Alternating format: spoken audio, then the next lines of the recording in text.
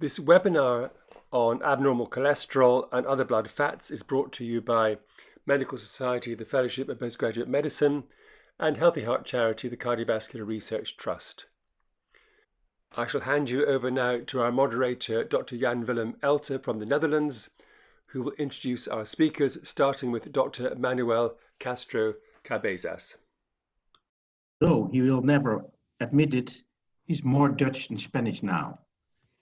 He received his medical education in Utrecht, including his PhD thesis. Since 2004, he works in the Franciscus Gasthuis in Rotterdam. And in the meantime, he had more than 200 publications and he supervised 12 PhD students. You may see from the next slide. That's mine. I'm not that active anymore. This is from Anjo, that's the second speaker. He has not that many disclosures. He has some advisory reports and teaching lectures. And he is born in Indonesia, but he has always been Dutch. He got his medical education in Leiden and went to Goes in Zeeland, south of the country, in 1982. In 2012, he joined Manuel in the Franciscus Gasthuis in Rotterdam. He's a member of several guideline committees in the lipid fields. Can you give the next one? Yes. Well, the disclosures of Manuel are a bit longer. He has some research grants and financial support, some advisory boards and teaching lectures. And besides, he's a scientific officer in Julius Institute in Zeist. Manuel, can I ask you to start your presentation? First of all, many thanks for allowing me to share some of our work and our interests with you all over the world. My name is Manuel Castro Cabezas. Thank you very much, Jan Willem, for the very nice introduction. Could I have the next slide, please? So, well, we are going to talk about cardiovascular risk management, especially lipid-lowering therapies and target values. I would like to underline the fact that the basis of cardiovascular risk management is, of course, lifestyle intervention. And that's how it should start. This is one of the very famous pyramids of the food pyramid and the lifestyle pyramid from Spain. In this particular case, you will see at the bottom of the pyramid that people are nicely eating together, playing with each other, and they're also drinking wine. This is a remarkable thing. In the Netherlands, the Dutch National Health Authority recommends 0 units of alcohol, which I think is a wise thing to do. I don't really believe that alcohol is part of a healthy lifestyle. Although it's delicious, of course. Could we have the next slide? Hiya. No, I'm doing a webinar. So, except for lipids, we should also realize that many more factors. I'm just doing a webinar at the moment. Have I got anything in the next? So, Yeah. Jeans, Can I stop you 1 second, Manuel? If you're not actually speaking, would you please mute your microphone? Thank you very much. So, except for lipids, we should realize that there are many more factors involved in atherosclerosis, like leukocytes and inflammatory agents. And recently, several interventions, several clinical trials have appeared showing that reducing inflammation will also decrease cardiovascular events. But that's, of course, not the topic of today. Next slide, please. So I will focus on diabetes, and just to recall what's happening with lipids in diabetes, this picture, there is an overproduction of large VLDL particles, which all will end in the formation of small dense LDL particles, which are extremely atherogenic. But in diabetes, there is also an accumulation of chylomicron remnants. and the intestine seems to overproduce also a lot of these particles. So it's the chylomicron remnants, the small dense LDL particles, and the large VLDL particles playing a role in the diabetic dyslipidemia. And this is also associated with low HDL cholesterol levels, not part of this presentation today. Next slide, please.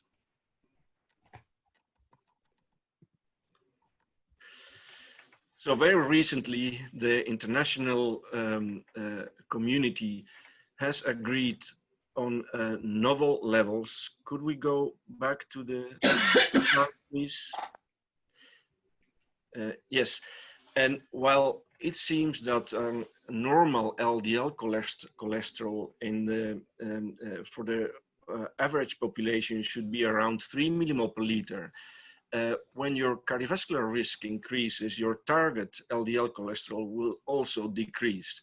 And the very newest target is now the 1.4 millimole per liter, which corresponds to 55 milligram per deciliter in the patients at a very high risk. And these are FH patients, for example, with cardiovascular disease, patients with severe chronic kidney disease, and diabetes patients with organ damage, and long-standing type 1 diabetes patients. So this 1.4 millimole per liter is really something to consider when you are treating these patients. Next slide, please. This is just to remind you that while we have achieved a lot in the treatment of diabetes, total mortality in type 2 diabetes patients is not decreasing. In fact, it seems to level out, and the non-diabetes subjects, as you can see in the left upper corner, total mortality decreases considerably, but that's not the case in type 2 diabetes. And while the cardiovascular complications decreased during the last years in type 2 diabetes patients, the difference with non-diabetes patients still remains. So there is a lot to win in type 2 diabetes mellitus treatment. Next slide, please. And I started with the lifestyle intervention. This is a very famous study, the Look Ahead trial, which was meant to show that lifestyle intervention would decrease cardiovascular complications in patients with type 2 diabetes mellitus, and that was not the case. The study was meant to continue for 15 years, and after 10 years, because there was no difference in the treatment groups, the study was terminated prematurely.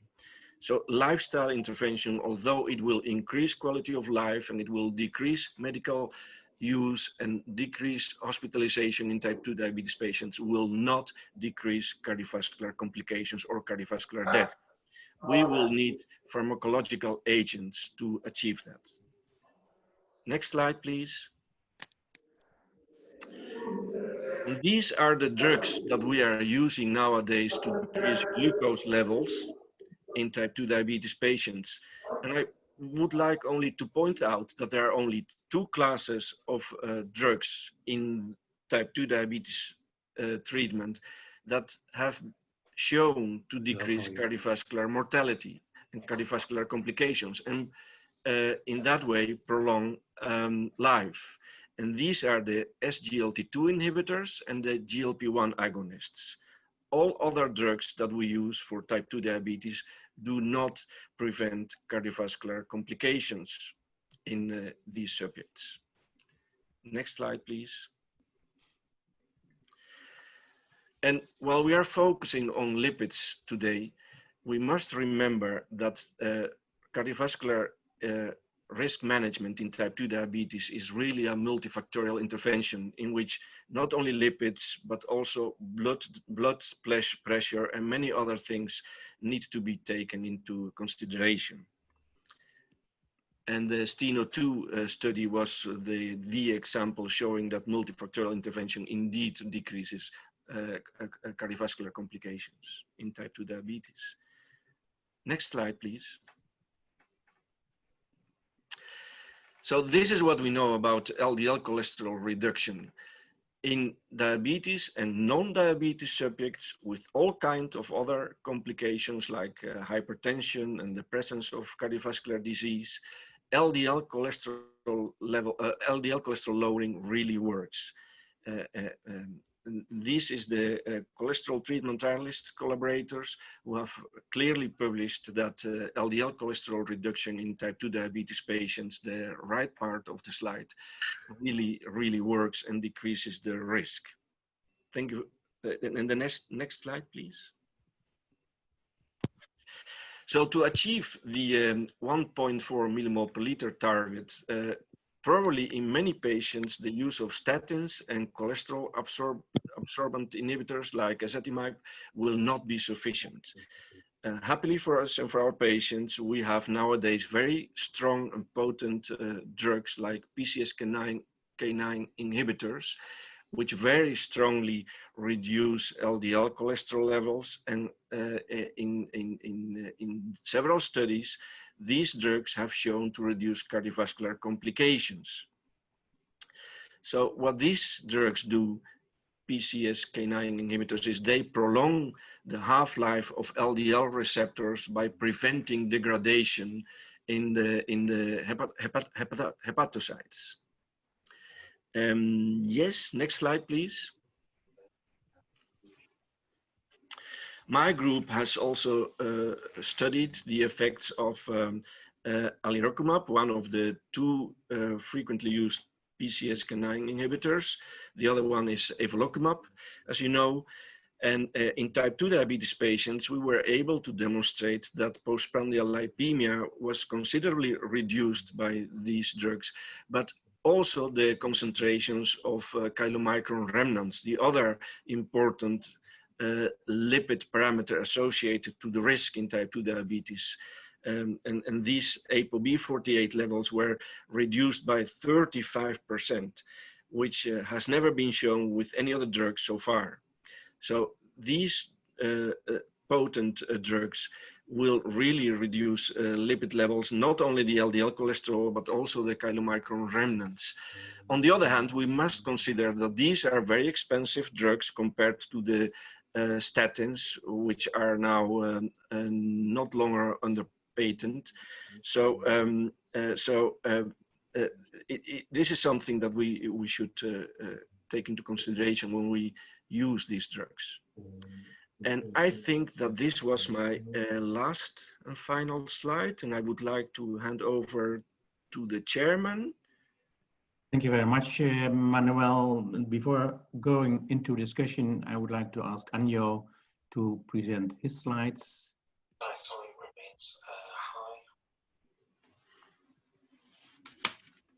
Yeah, my name is Onho Lim.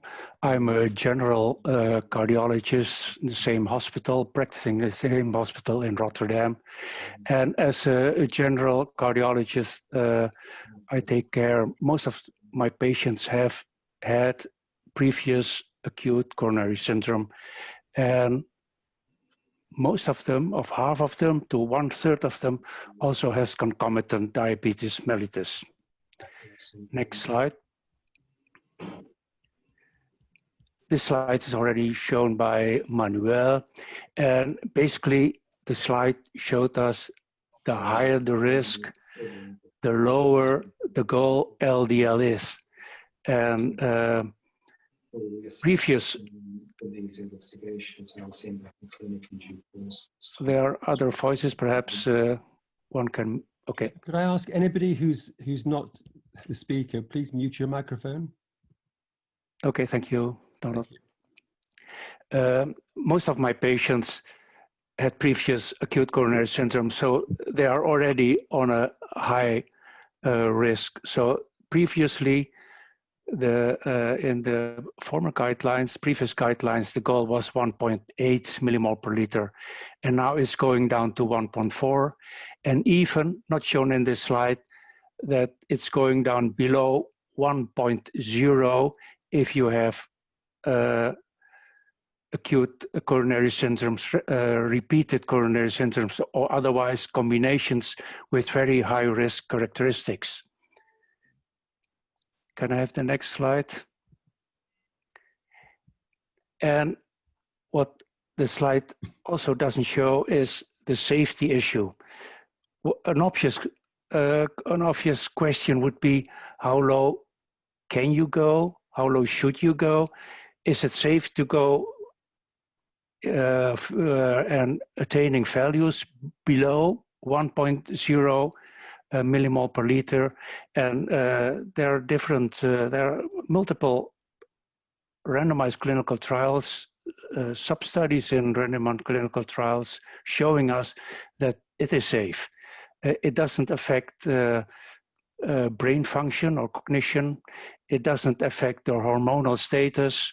So you can, it's very safe to go attaining values below 1.0 millimole per liter.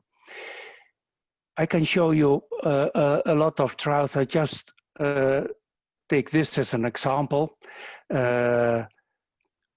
Attaining a goal, a lenient goal of 2.5 millimole per liter or 1.8. That's the previous goal.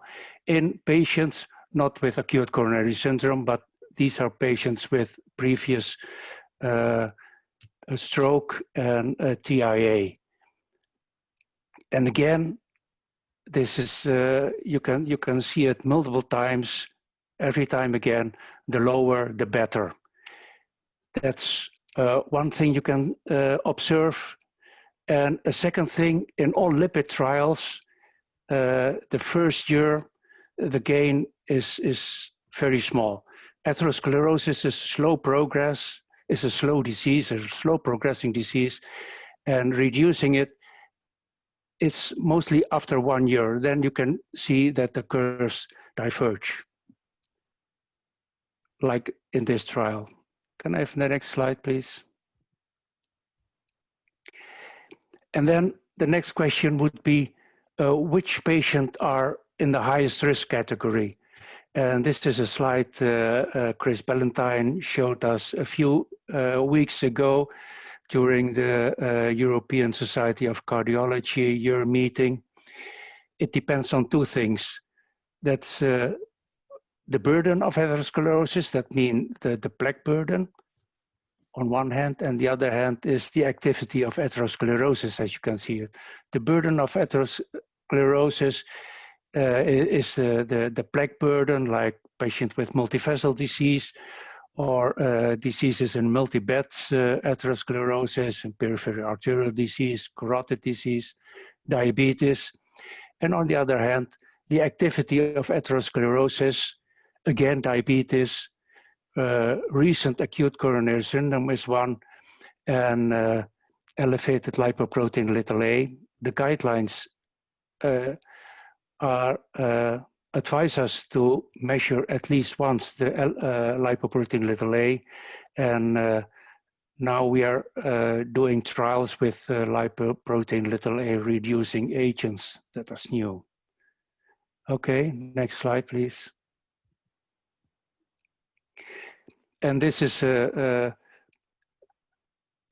just an example from the Fourier study. That's one of the studies with the monoclonals, showing you that the higher the risk, the lower the numbers needed to treat. Like, for instance, patients with an MI less than 1 year, you only need 32 patients as a number to treat, and with multivascular disease, 29.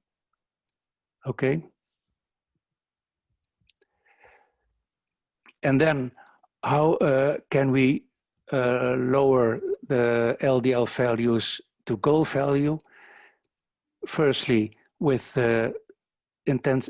statin, with potent statin and higher doses, and if you don't get that the goals, you can add ezetimibe to it.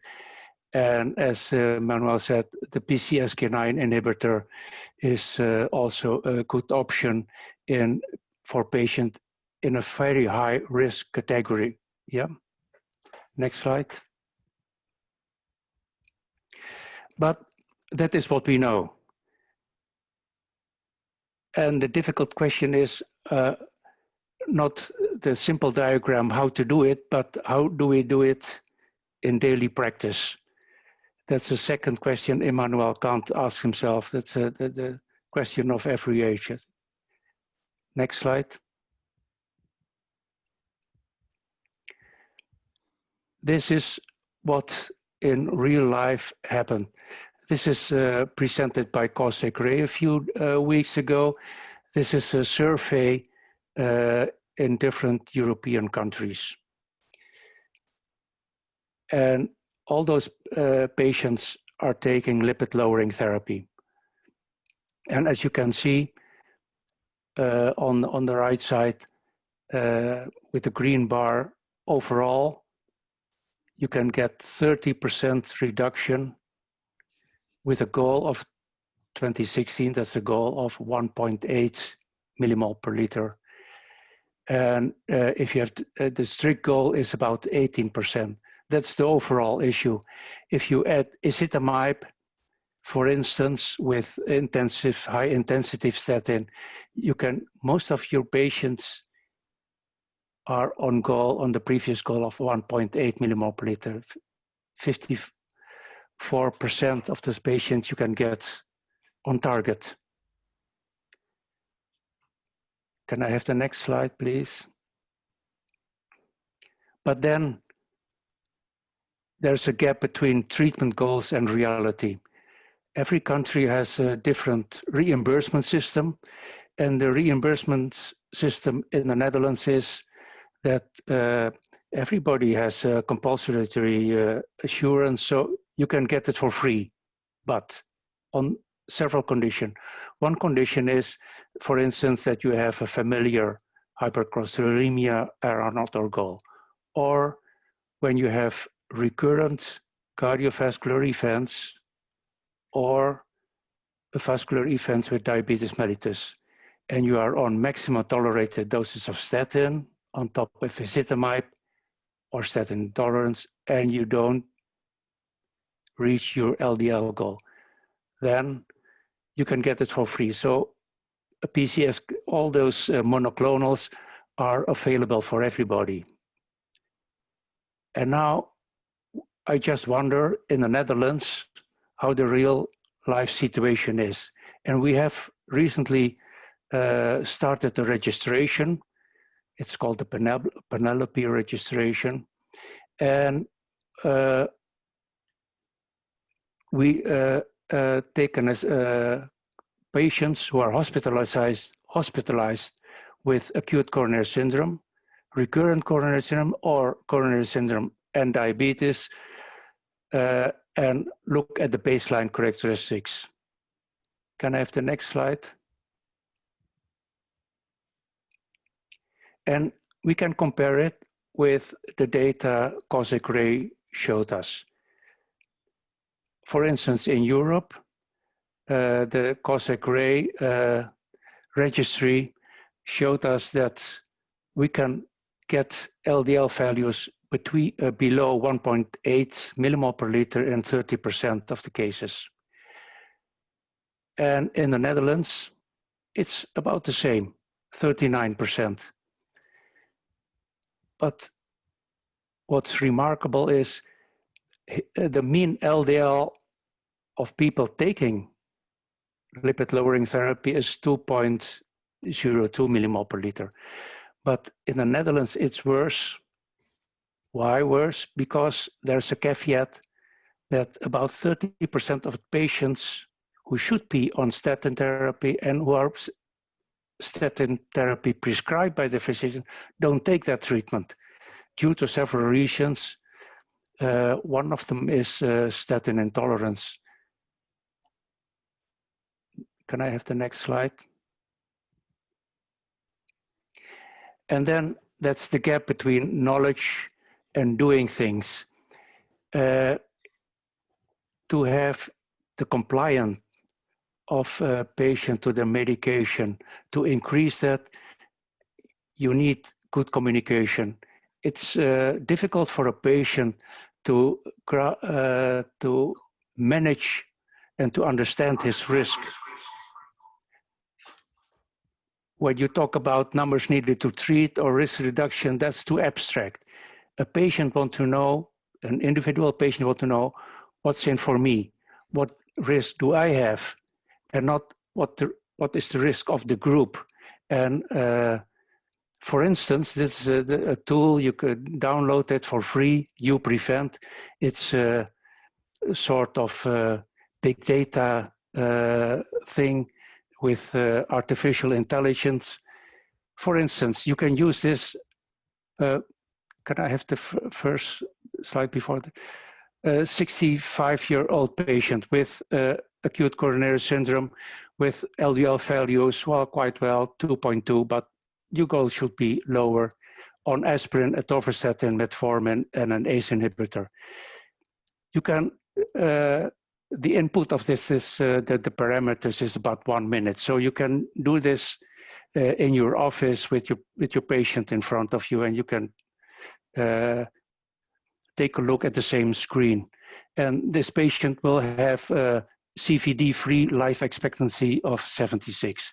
And then you can, and the patient will ask you, well, are there any other intervention which can be additive to this CVD-free life expectancy? Next slide. Then you can intensify, for instance, the cholesterol-lowering therapy with atorvastatin and with ezetimibe, and you will get 1.1 year additive. Next slide. And if you push the button of PCSK9 inhibitor, it will instead of 1.1, give you additive 2.5 year CVD. This is manageable for a patient. He can understand it easily. Yeah. Next slide. And if the patient says, well, I don't like those injections with monoclonals, do you have something else? Well, you had to take a holistic view in these kind of patients. You can, for instance, initiate dual antiplatelet therapy or low-dose DOAC, or you can start with SGLT2 inhibitors, and it will increase your CVD-free years with 3.7 years.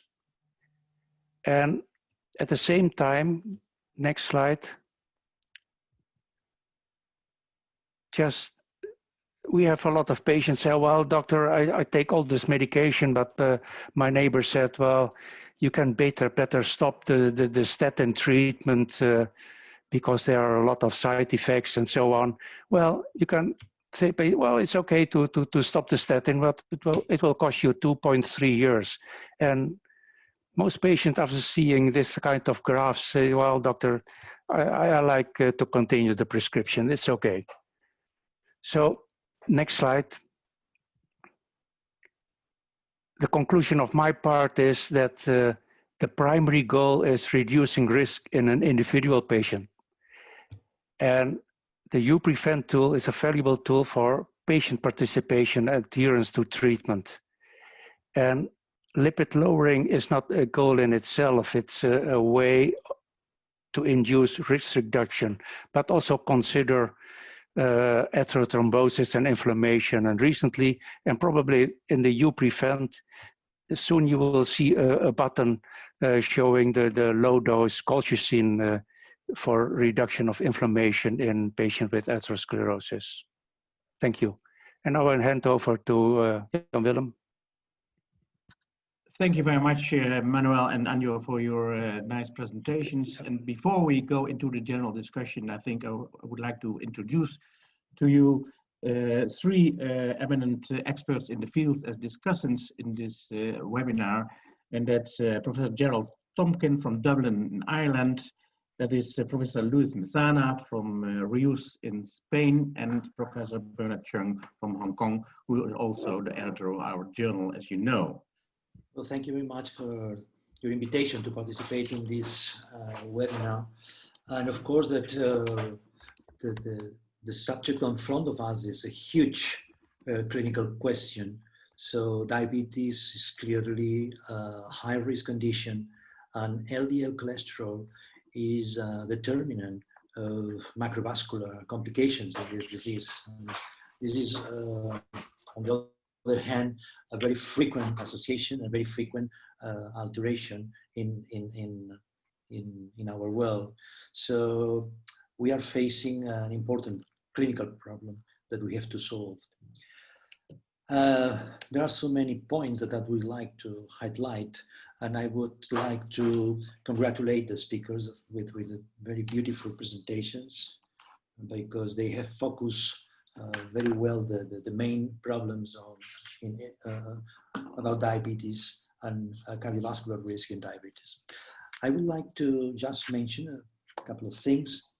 The first one is that the objective of therapy is not to put everyone on the statins, and this, it seems a little bit redundant, but many people think that the only therapy available to reduce cardiovascular risk is to put everyone on the statins, and high intensity statins even. And we know that even with high intensity statins, we will only reduce LDL by about 50%. In general, is not enough to obtain the objectives, as it has been observed in the data shown from the Da Vinci study. So the objectives should be reducing LDL cholesterol when we are talking about lipids. This is an important intellectual, let me say it this way, change in the conception of cardiovascular prevention. So we are not doing everything if we just put everyone on statins. We have to put everyone at the LDL level needed for the cardiovascular risk situation. And this is very important. And why is it important? It's important because LDL is not just a risk biomarker. LDL is a causal factor of atherosclerosis. It's an etiological factor. Of course, that thrombosis and inflammation will help the cholesterol and lipids in producing the disease, but cholesterol has been shown many, many times that is not just a biomarker, but is an etiological factor. When we reduce LDL cholesterol, we are reducing one of the etiological aspects of one of the etiological factors of atherosclerosis. And I will recommend two main papers by the European Society Atherosclerosis, published in the European Heart Journal. I have a dog around, so. Reviewing in a very comprehensive way all the aspects associated to the causality of LDL, from the basic data to clinical data. I think this is very important. So reducing LDL is tackling one of the causal factors of atherosclerosis. There are many points, but I would like also go to the other end of these presentations, which is the strategies to obtain objectives. And regarding the new European guidelines, as it has been mentioned by the second speaker, so the recommendations say that we should adopt a step-by-step strategy. We should start with statins. If the statins are not good enough, then we could add ezetimibe, and as a third step, then we could add PCSK9 if indicated. But this this will take a lot of time to put our patients on the proper LDL cholesterol level. I think that we should use a planning strategy. So we should calculate the distance from the current LDL of our patient to the objective, and immediately, in one step, to put our patients on combination therapy or whatever this patient needs to achieve, or to get closer at least to the target. I think these are two questions, one from basic aspects and another one from the very clinical behavior that probably it would be interesting to comment during this program. Thank you very much, Luis. Anjo, could you react on this? I agree that you have to take a holistic approach, not only to focus too much on the cholesterol, but this is the topic of this webinar, because other things like the modulation of inflammation and the modulation of the atherosclerosis, atherothrombosis in itself, and also a focus, and we often forget that with the SGLT2 inhibitors, it also give a reduction in events, not only in heart failure and preserving kidney function, but also reduction in events.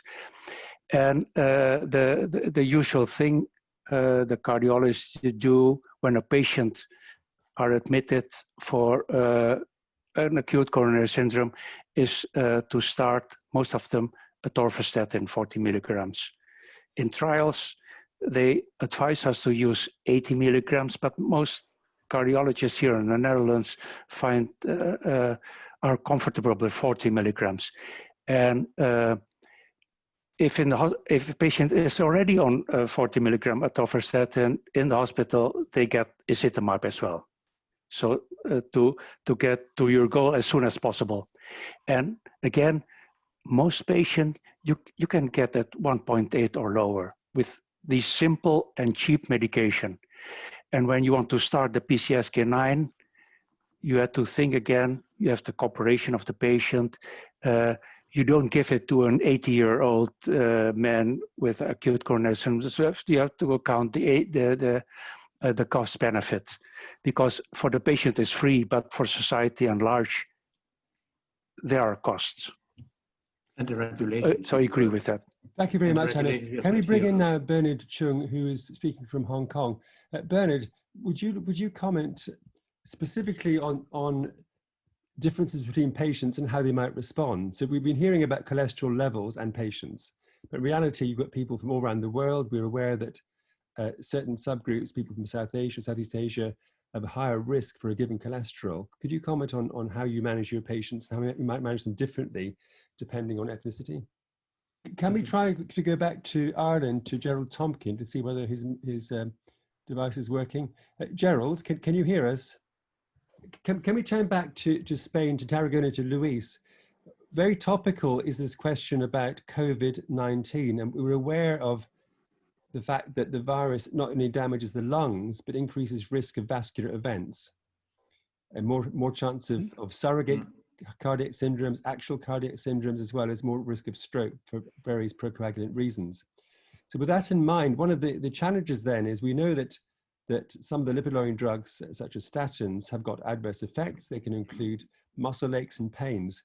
So would you comment, Luis, on some recent work you've been doing on whether statins may or may not be safe to include in the management of patients coming into hospital who've got cardiovascular risk, in terms of reducing that risk for them?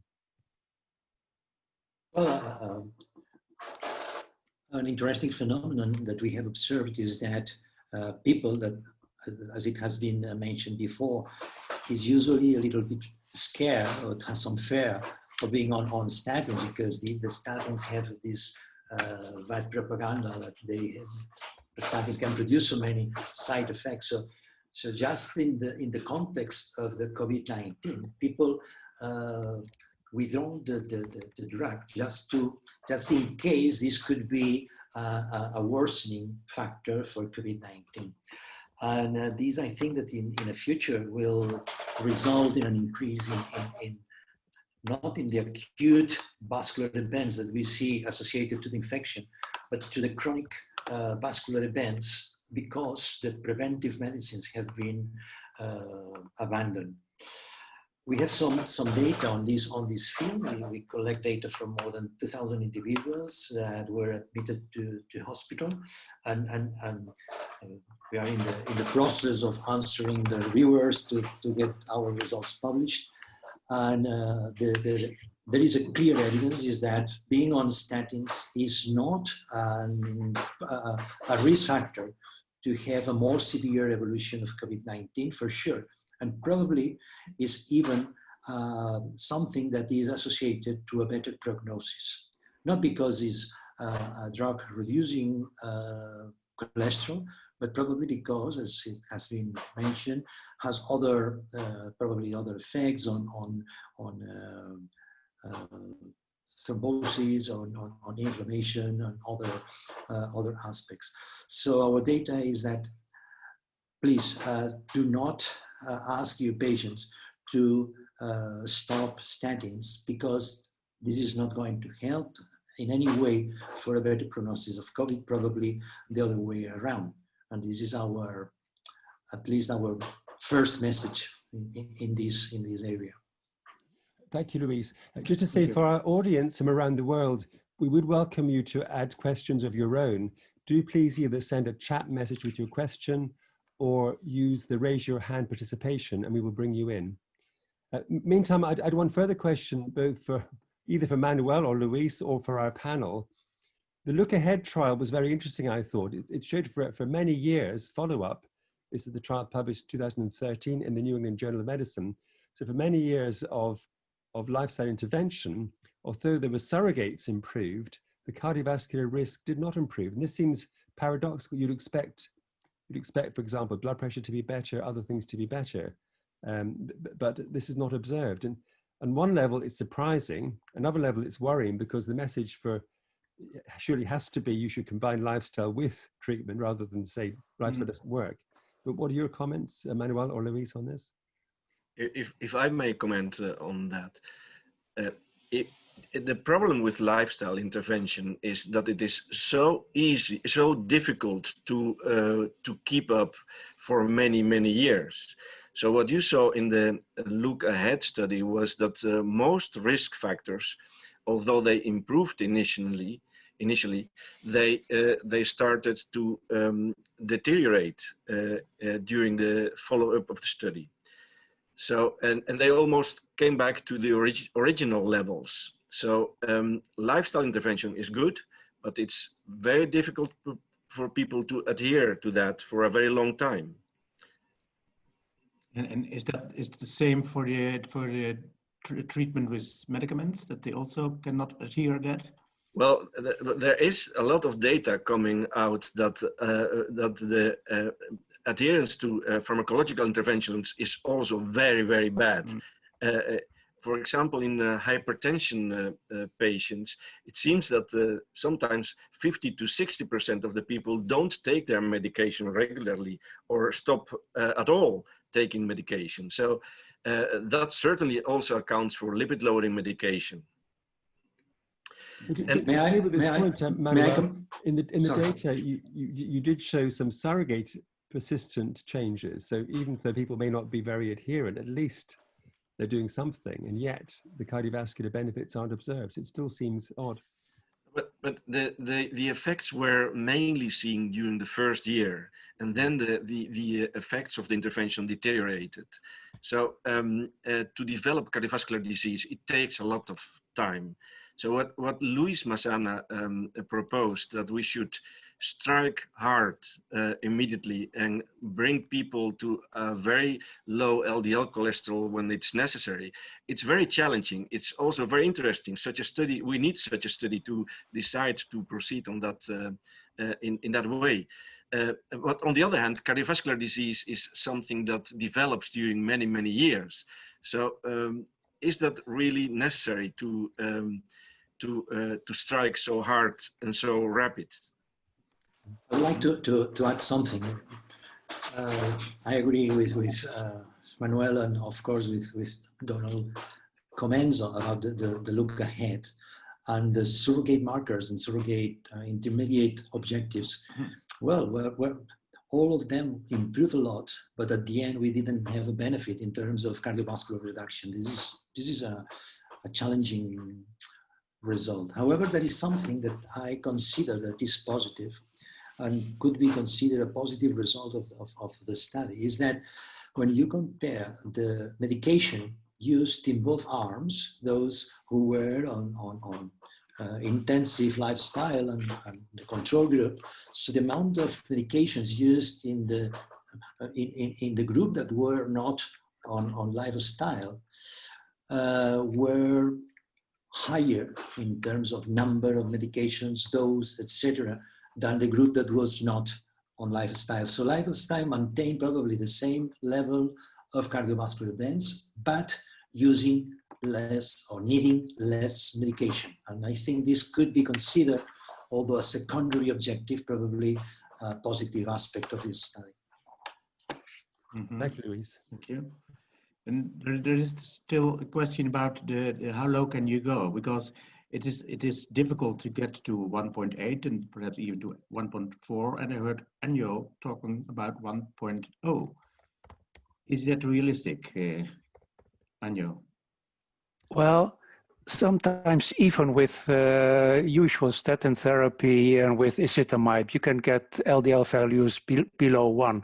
And just to humor you, in laboratory examinations, you use the Friedewald formula.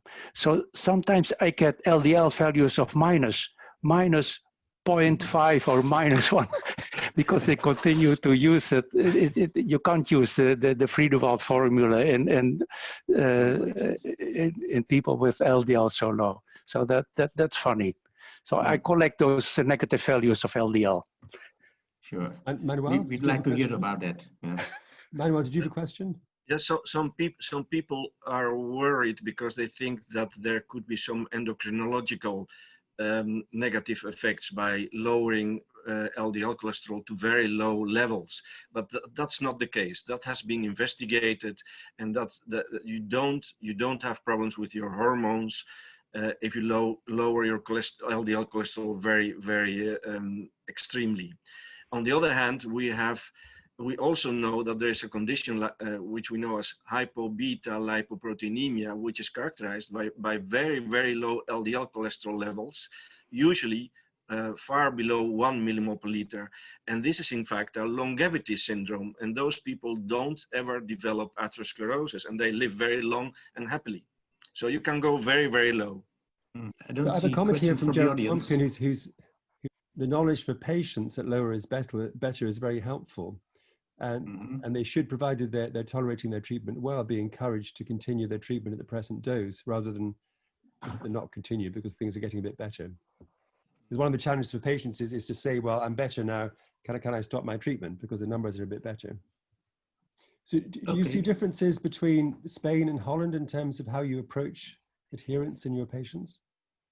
In the Netherlands, where you have more money to put more people on PCSK9 inhibitors than we have here in Spain. But I think that you also have a threshold in terms of a minimum LDL that you need to get a reimbursement for PCSK9 inhibitors. Here in Spain, of course, PCSK9 inhibitors are only allowed or reimbursed in people in secondary prevention. So a diabetic patient in primary prevention with chronic kidney disease, with very low glomerular filtration and high LDL cholesterol, etc., if has no cardiovascular events, we are not allowed to treat them with PCSK9 inhibitors because it's primary prevention.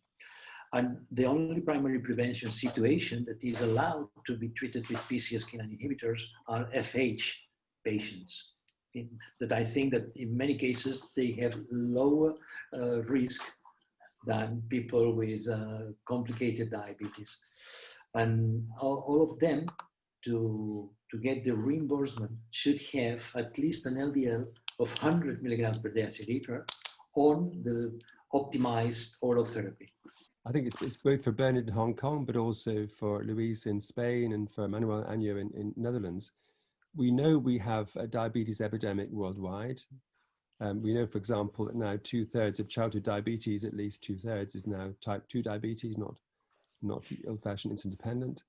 And we also, in parallel, have a huge obesity epidemic. And to take the UK, for example, despite this, as a paradox, our public health spend on education is very small indeed. Could you say something from where you are based? I could ask the panel separately in terms of what strategy is happening at the public health side to try to prevent the diabetes in the first place. What measures are happening, if any, in your different countries? Do you want to start, Luis, in Spain? Well, I'm not a public health specialist, but I think that the messages that are contained or are conveyed by physicians, by the mass media, etc., are all addressed to the same thing. So follow a healthy diet, start a proper physical activity, and this kind of thing. But as you mentioned, unfortunately, it looks like it's not enough. One of the problems probably would be that fat is cheaper. Fat is cheaper, and people who is in a low income situation probably is forced to follow unhealthy diets because of the price of healthy diets. This could be one of the factors that also could collaborate to the increase in this obesity epidemic, I think.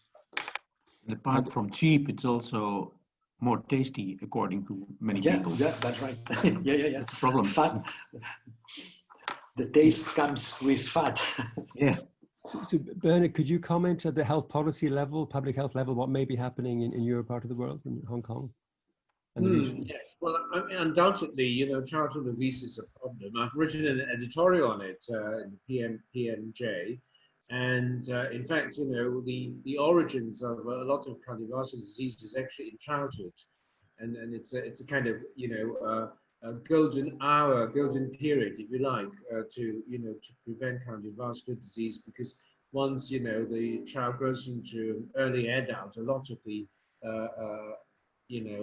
lifestyle things are really, fixed, and the cardiovascular system has already been or at least the damage has already been started.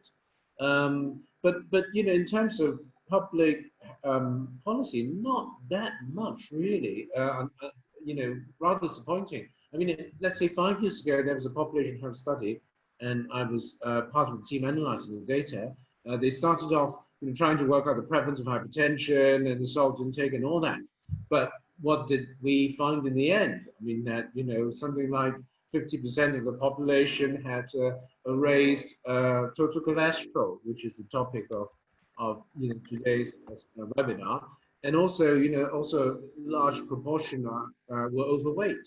So basically we are sort of coming back to the finding that there's a lot of obesity in the population, and the reason why it's not so much in the limelight is because obesity doesn't immediately cause any illness, and in fact people feel very perfectly happy and healthy when they're obese, and that's the problem, because there's a long delay between the onset of obesity and developing things like the metabolic syndrome before they go on to develop diabetes. And even if they have type 2 diabetes, it takes decades for the serious complications to emerge. So in the public conscious, they can't quite link obesity with all the complications of cardiovascular disease. Thank you very much, Bernard. I would like to add something in this aspect, is that we should be particularly concerned about obesity in children. I think this is a major problem, and we also see that obesity in children is also increasing, and of course that diet in children has changed, but also the new way of so using the time for children in front of the computers instead of playing around has changed a lot the physical activity of children, and this could contribute for sure to the new situation of obesity in children.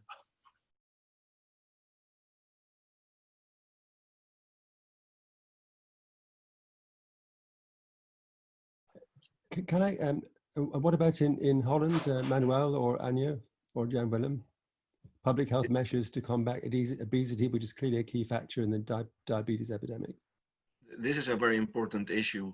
This, except the efforts to ban smoking from society, which have not been very, very successful, I don't think that our authorities are really very active in promoting a healthy lifestyle or combating obesity.